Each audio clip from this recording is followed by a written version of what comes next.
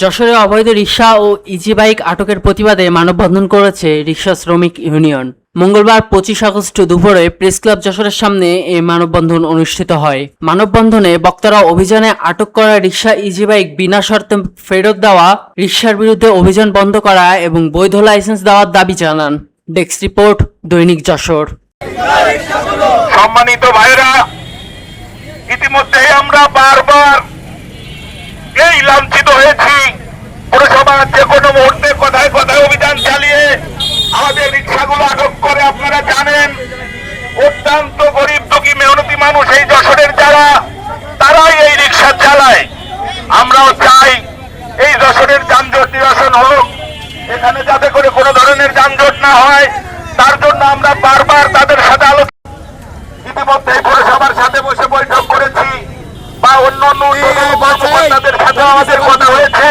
তারা আমাদেরকে আশ্বাস করেছিল যে আগামী কিছুদিনের মধ্যে আমাদের ড্রাইভিং লাইসেন্স সহ রিক্সার লাইসেন্স প্রদান করা হবে।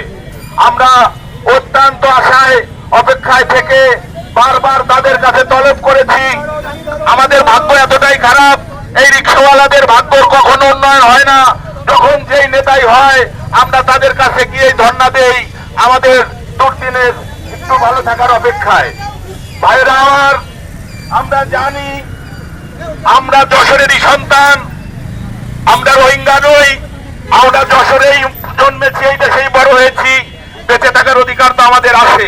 আমরা ইচ্ছা করে কেউ রিক্সা। সম্মানিত সভা মহোদয়গণকে বলছি, আপনারা আমাদের সেই ধরনের কর্মসংস্থান তৈরি করে দেন যাতে করে আমাদের রাস্তায় রিক্সা চালাতে না হয়।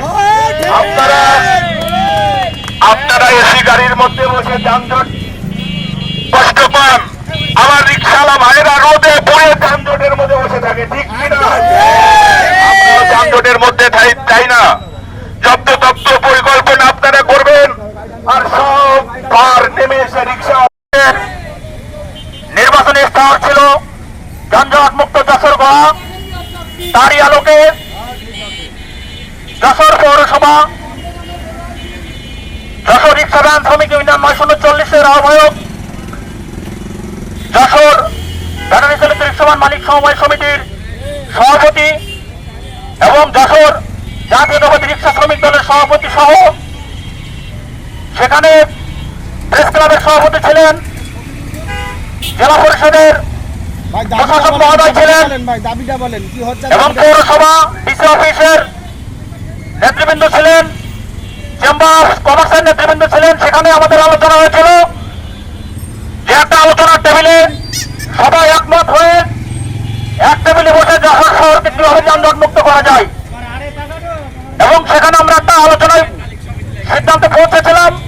পরবর্তী মিটিংয়ে তার পূর্ণাঙ্গ সিদ্ধান্ত বা ফাইনাল সিদ্ধান্ত নেওয়ার কথা ছিল।